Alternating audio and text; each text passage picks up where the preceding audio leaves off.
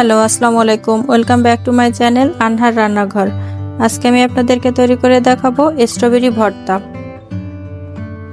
পুষ্টিগুণে ভরপুর এই স্ট্রবেরি ভর্তাটা টক ঝাল মিষ্টি কম্বিনেশনে খেতে দারুণ লাগে। বাসায় যখন স্ট্রবেরি আনা হয়, মিষ্টি একটু কম থাকে, বাচ্চারা খেতে চায় না, তখন আমি এভাবে করে ট্রাই করি। আজকে আমি আপনাদের সাথে এই রেসিপিটি শেয়ার করব। চলুন তাহলে শুরু করা যাক। স্ট্রবেরি ভর্তার জন্য আমি এখানে নিয়ে নিয়েছি কিছু স্ট্রবেরি, আর এগুলোকে আমি ভালোভাবে ধুয়ে পরিষ্কার করে নিয়েছি। এখন এগুলো আমি ছোট ছোট টুকরা করে কেটে নিচ্ছি।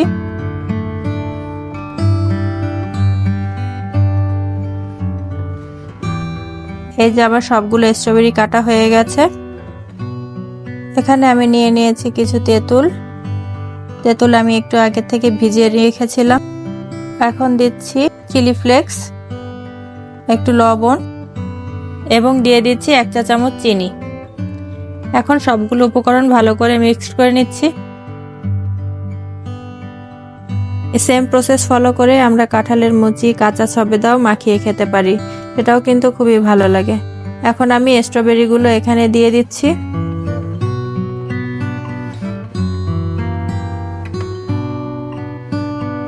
এই ভর্তাটা করার সময় স্ট্রবেরিগুলো খুব আলতোভাবে মিক্স করতে হবে। বেশি জোরে করলে স্ট্রবেরিগুলো থেকে পানি ছেড়ে দিবে, সেক্ষেত্রে এটা খেতে অতটা টেস্টি হবে না।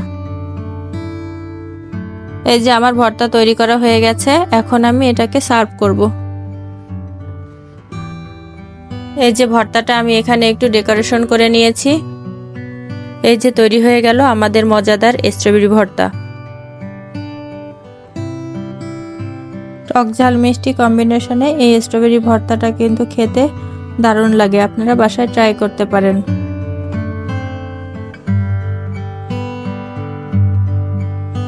আজকে এই সিম্পল রেসিপিটি আপনাদের কেমন লাগলো? যদি ভালো লেগে থাকে তাহলে ইউটিউব চ্যানেল সাবস্ক্রাইব করে আমাদের সাথেই থাকবেন। সবাই ভালো থাকবেন। আল্লাহ হাফেজ।